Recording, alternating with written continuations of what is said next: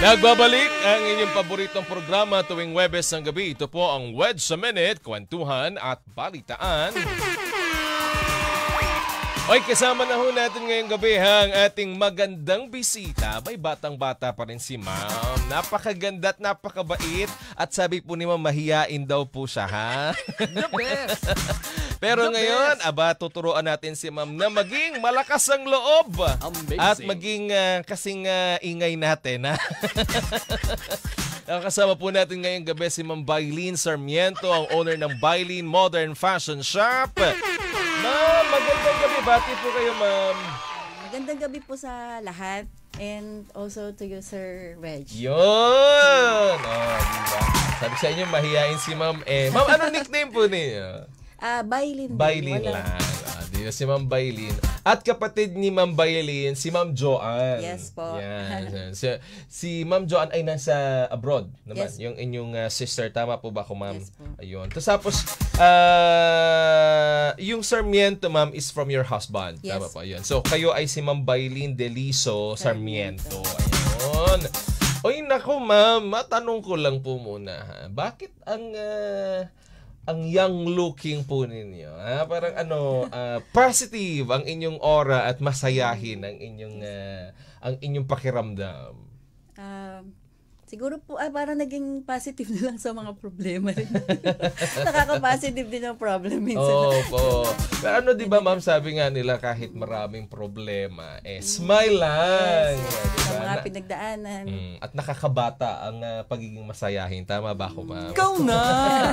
Pero, Ma'am, ito pag-usapan natin. You are an owner of the Bailene Modern Fashion shop. Tama po ba? Ano bang mga meron dito sa inyong fashion shop na ito, Ma'am? Actually, isa siyang gown rental. In-establish nung 2019. Mm-hmm. Ang problem na minsan after nung mag-open kami, 6 months pa lang pandemic na. Oo. Yun So, yung you've mentioned, Ma'am, you started what month of 2019? August of 2019. Kaya 5 years na namin this October 12. Oo, kasi former President Duterte declared the COVID-19 March of 2020. Yes. So, paano yun? So, parang medyo, teka lang, kabubukas lang namin. Yes. Ano na yan? Walang events yun, Ma'am. Yes. No events, no everything. Minsan may mga clients tayo na patago. Alam mo, minsan din nawawala yung event na that time. Pero, yun yung time na kailangan mong kumuha sa sarili mong bulsa for the business. Di ba? May ups and downs ng business like that. Yeah. Yun yung talagang kailangan mong i-survive yung business through Di ka, Ma'am? Di ka parang natakot na, hindi, sige, susugal natin to kasi ito yung business natin. Yes po, ganun ako. So, lang ako baga, taya lang ng taya. May golden taya lang ng kasi kailangan kasi, Ma'am, sa negosyo, malakas ang loob. Yes, kasi yes po. hindi naman, sabi nga nila, hindi naman araw-araw puro masagana. Hindi yes po po. ba? So, paano, during that time, sabi niyo po, 9 months? Is that correct? Or 6 months? Almost 6 months pa lang 6 po months, kami right nag-ooperate. after your opening and launching of your business, nag-declare ng pandemic. Yes. Nagkaroon ng COVID-19 sa Philippines. At first, nag-close kayo. Tama ba ako, Ma'am? Close po in a sense na wala lang nagre-rent. Pero continuous po minsan, yung time na yun, continuous pa rin po bayad ng mga rental. Oh, correct. And also, you have your people. Yes. Tama ba Ang ako, kagandahan lang po kasi nung first time namin, kami-kami lang muna. Wala kaming empleyado pa. So kumbaga, family. Wala, mga anak wala ko. pang pinapasweldo kahit papaano. Yes, di mga ba? anak ko, sister ko, yung mga ganun lang. Yeah, oo. Kasi during the pandemic, parang may mga window months naman noon na medyo maluwag. Di po ba, Ma'am? Yes, During that time. Yes po, pero wala talaga pag lumuwag lang ang time, yung time na yun, lumuwag lang pero hindi sa mga events, sa mga gatherings, Ma'am, I'm just interested to ask, paano nyo pinalakas yung loob nyo na hindi ituloy natin yung business natin kasi hindi naman to forever eh. Yes. Hindi naman laging down ang business natin. Makakabawi rin tayo. Opo, ewan ko ng time na yun talagang positive lang. Kasi nag-start kami ng August, yung that year pa lang, maganda na agad. Kahit kasi simula pa lang namin. Kasi marami naghahanap ng mga Yes, gown yung time. rentals, ma'am, Yes, di yung ba? time na yun. Debut, weddings, di po ba? Maraming Dagdagan pa ng mga events. prenup. Oh, prenup pa, dagdag pa yun. Ako, lakas ng kita ni ma'am sa prenup. Pero di ba, ma'am, yun, kasi nung pandemic, bawal lahat yun. Yes. Diba? So, how did you look forward in the coming years na makakabawi tayo? Kaya natin yan. Yun, inisip ko ang pandemic naman is di tatagal. Mhm. Pero nagulat ako nung tumagal ng taon or Mabot 2 ng years. almost 3 years, ma'am. yes. Ano naging inspiration niyo, ma'am, to move forward, to be confident, and be strong despite of the struggles you've experienced sa pagnenegosyo po ninyo? Wala, inisip ko lang po kasi na parang alam ko darating din na magiging okay ang lahat. Mhm. And then sabi ko, gusto ko talaga tong business na to, kaya kailangan kong ipursige. Yeah. Gusto ko tanong, ma'am, bakit yan ang gusto nyong negosyo? Yung fashion, bakit yan? Interesado kayo sa ganyan? Bali inintroduce to ng pinsan ng husband ko. Aha.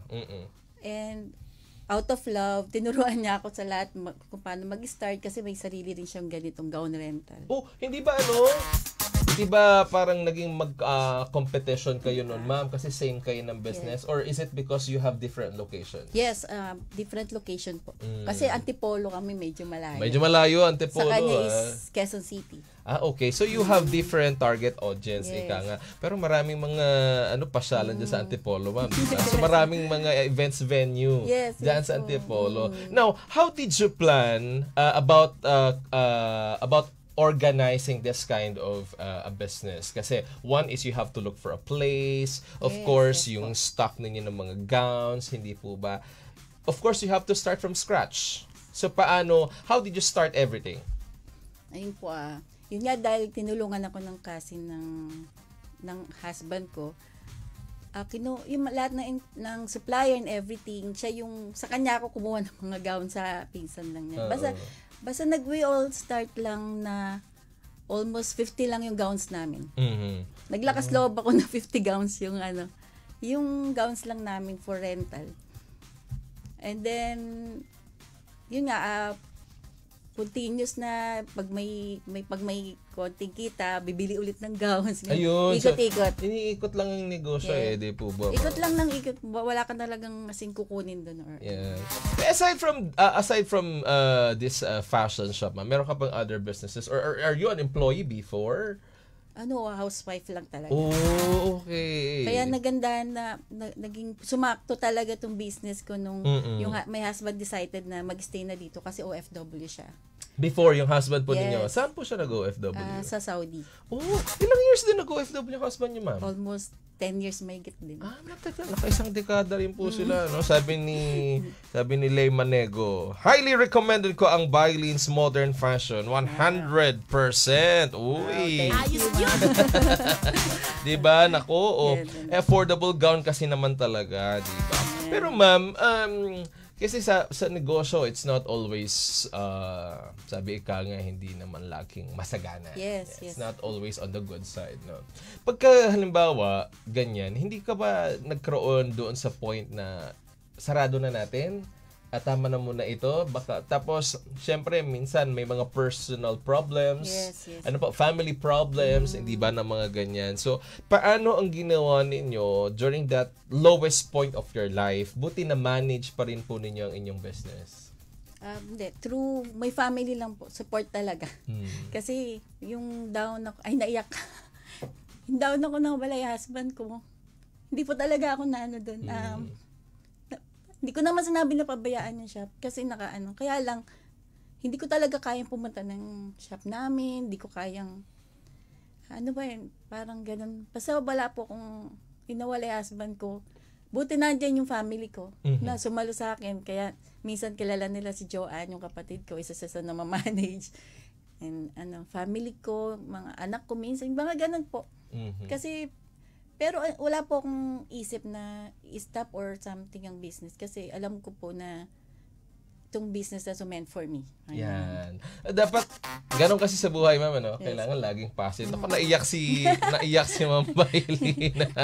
Nako, ma'am, gusto ko itanong, kasi ikaw ay asawa, di ba? Nanay, anak. Ate. And lola. Ay, lola na pala si Yeah. I would just like to ask that one, ma'am. Ilan po ba ang anak ninyo? 3. And are they all successful individuals now?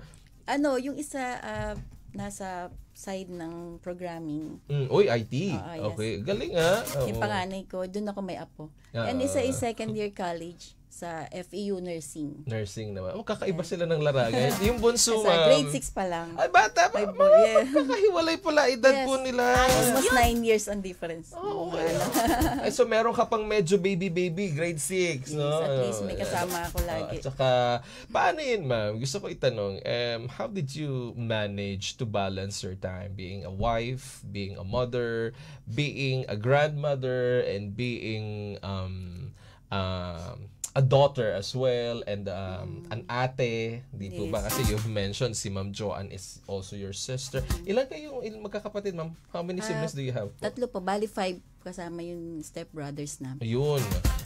How did you manage to balance your time for everything? For your family, for your career, Minsan for your business? po hindi mo na mamamalayan. Parang hindi mo alam na yung ginagawa mo, nagagampanan mo pala lahat.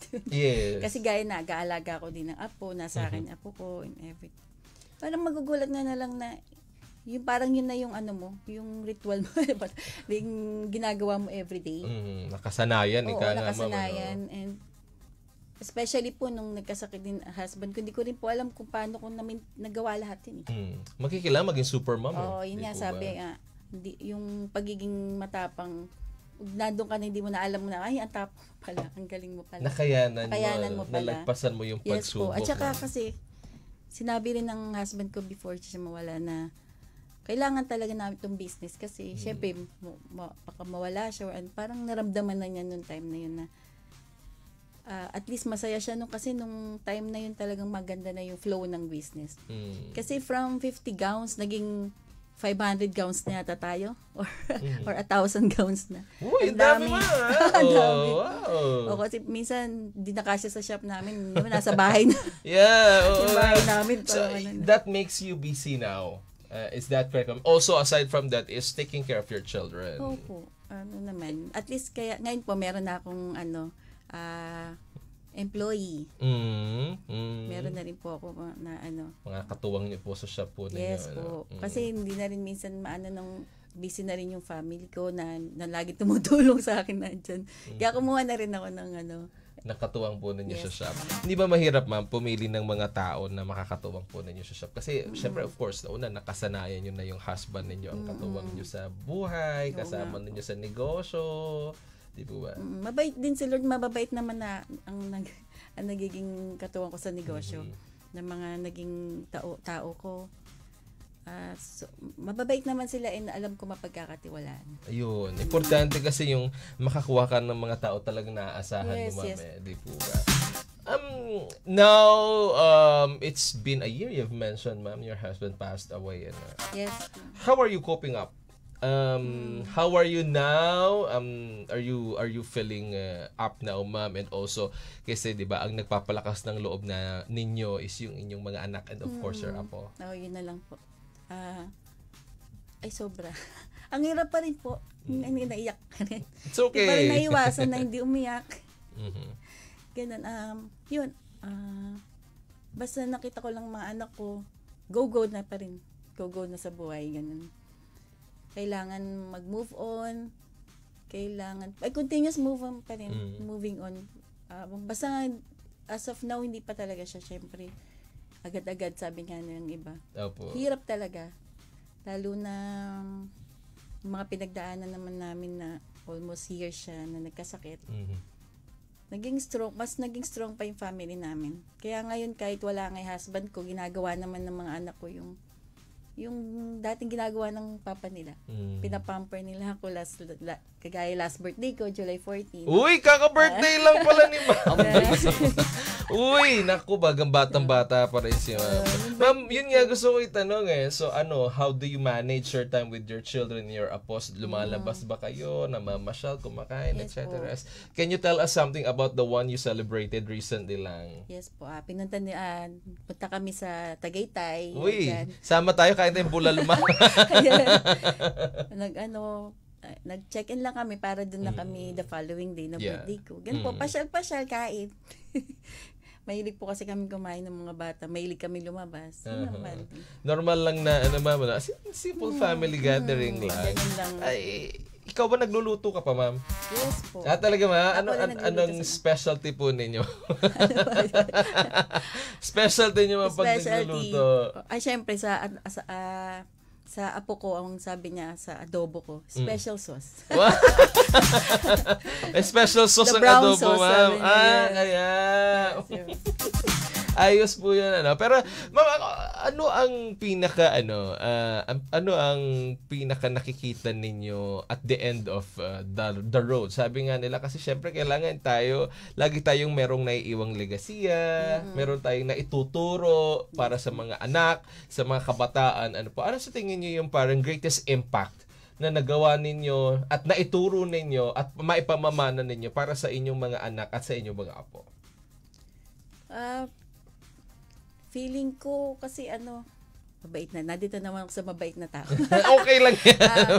Ayun, siguro nakikita ng mga anak mo na yung ginagawa mo through God, lahat ng decision mo sa buhay,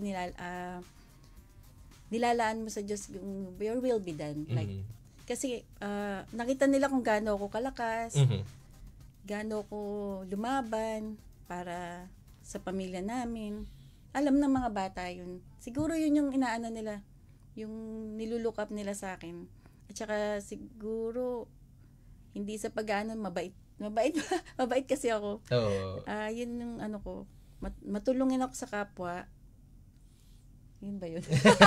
Sabi ka na. Pero ma'am, di ba sabi nga nila, pagka mabait ka, ikaw yung mas maraming pinagdadaanan sa buhay. Ikaw yung mas matatag di po ba? Sabi nila, yung taong mabait, kaya mabait yan kasi sinubok ng buhay, sinubok ng panahon. Opo. Kaya mas matatag siya sa pagharap sa hamon ng buhay, di po ba? Parang totoo. Di ba? Can you just share something sa atin po mga tagapakinig at mga tagapanood, na despite of all the downs of your life, the lowest point of your life, bakit nagawa ninyong umangat, nagawa ninyo ulit magpatuloy, at paano nyo nagawa na humarap ulit sa buhay sa kabila ng maraming mga pinagdaanan yung pagsubok? Para pong minsan palagang wala kang gustong gawin sa buhay, parang ganun minsan yung sa sobrang lungkot mo nun. Naisip ko kasi na kailangan kong bumangon. Kasi nandiyan yung mga anak ko, yung apo ko, yung mga anak ko na nag-aaral pa, Sabi ko, paano kung wala din ako? Paano kung pati ako, hilahin ko rin sila pababa? Kailangan iangat ko yung sarili ko para maiangat ko sila. Laging gano'n lang nasa isip ko. Tsaka laging, yun nga, help me Lord. Puro Lord, help me. Kasi hindi ko kaya mag-isa to. Puro ganun. Kasi, basta sobrang dami po. Yung mga nakakakilala sa amin, dami ko talagang pinagdaanan. Natawag nga nila sa akin, strong woman nga daw. Strong woman. Superwoman. Di ba? Strong woman si Ma'am Bailyn. Ma'am, wala ba kayong ngayon? Wala ba kayong plano to expand for your business? Yes po, madaming din po kaming naiisip na mag-expand ng business. Medyo dadagdagan ko pa ng konti, lakas na loob muna. Kasi gusto ko, kasi yung iba, may mga kasi akong ibang business hindi ko naman sinabi masama mag-expand. Kaya lang in time and tamang pagdami dapat kailangan. Kasi kagaya manpower ko lang kulang. Tapos parang pero in time, sure ako pagbalik ko dito, 3 na yung shop. Oy, di ba? Galing ni Ma'am. Pero anong plano niyo, Ma'am? Saan yung mga target po ninyo na maging location for your next shop po? Opo. Kasi balak ko sana in God's will sa province namin. Nueva Ecija. Dito lang. Sa Nueva City, Nueva Ecija. Opo. Ano ba doon? Ilocano ba doon, Ma'am? Tagalog lang, Halo. Halo. At talaga taga Nueva Ecija pala kayo, Ma'am. Tubong Nueva Ecija. At tapos, saan yung isa pang shop na target niyo, Ma'am? kahit saan po muna. Diba? Pero so far, ma'am, baka, syempre yung mga nagtatanong, saan ba namin pwede mahanap yung Bailin Yes Modern po. Fashion Wow, Shop thank na you. yan? Go ahead, ma'am. Yes po.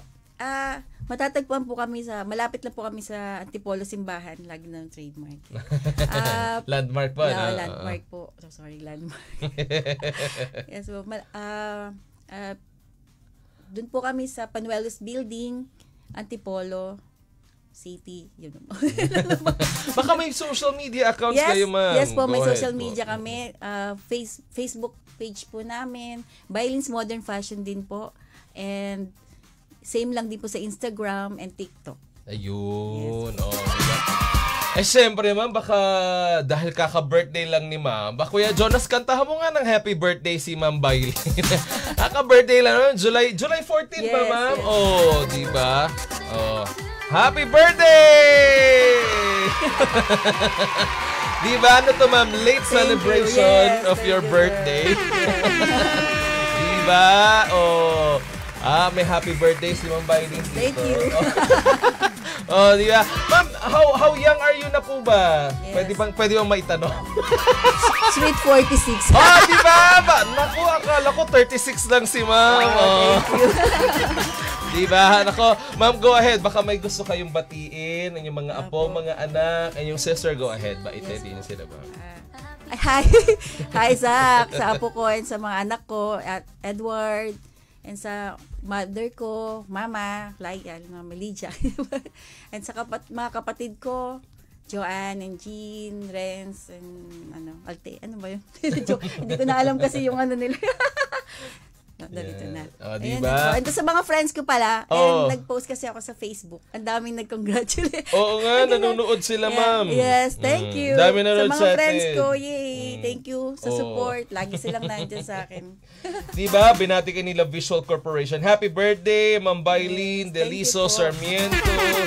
Si May Maniego, sabi niya, ang bait po ni Madam Bailin. Yes, Modern yes, Fashion thank you. Show. Ha? Oy, dami nagpapabati. Magandang gabi rin si Orlando Aguado mula sa Sultan Kudarat. Oh, di ba? Si Ate sa Salve Paparon, nakita ko nanonood din sa atin. Magandang gabi, Ate Salve Paparon. Oy, si Jetro Japet from Bohol, magandang gabi. Lagi nakatutok sa atin. Sa Ate Jonalie Declarolita, magandang gabi sa iyo. Ikinig sa atin. Oy, si Ferlin Pangilinan, magandang gabi, Ferlin. Wendy Lahada, happy birthday daw, sabi ni Wendy kay Ma'am Bailin. Wendy, kilala mo ba si Ma'am Bailin? Makabati ka dyan, Wendy, ha? Si Alexander Rain Andres, magandang gabi sa iyo, Alex. Oh, sabi ni May Manego, highly recommended ko ang Bailin's Modern Fashion. Yes, Si thanks, Juliet, Monday. si Juliet Boris Bobbies from, base sa lahat, nakikinig siya sa atin, ha? Si May Maniego, thank you so much po for always sponsoring me a super kabog outfits. Ma'am Joanne Deliso, Ma'am Bailin's Modern Fashion. Affordable lang ka na naman doon. Sa Ate Telma Matilde Ordanza, nakikinig rin sa atin. Si Ringo Romero, suki ni Ate Weng Maduma from Milan, Italy. Si Annalise Sarmiento from San Pablo City, Laguna. Si Wilfredo Nang. Si Anthony Baculo. Si Noemi Lakap. Si Austin Dax. Magandang gabi. Arlis Biduya, thank you for watching. At si Kuya Renato De Jesus, magandang gabi po sa inyong lahat. Si Rosel Hotahero, magandang gabi sa iyo. Ma'am, yung kasama ni Ruby natin. Ayaw nga, Jane. Ang aking, BFF. Ayan. May kasama si Ma'am Bailin dito sa studio. Oras mo muna natin, ha. 8:31 na po ng gabi. Maraming salamat, Ma'am Bailin, sa pagsama sa amin ngayong gabi. At syempre sa pagbahagi po ng inyong kwento ng tagumpay at kwento ng inspirasyon sa buhay. Naiyak si Ma'am, ha, kasi binahagi niya sa atin yung kanyang kwento ng buhay. And congratulations to the success of your business, ma'am. Yes, more power po sa inyong business. Yes! Oras muna natin, 8:32 ng gabi. Sa ating pagbabalik, mga balitang hatid ng ating mga Radyo Aguila correspondents. Sandali muna, magbabalik po ang Word sa Minute. Salamat po kayo. Pogi, pogi ko!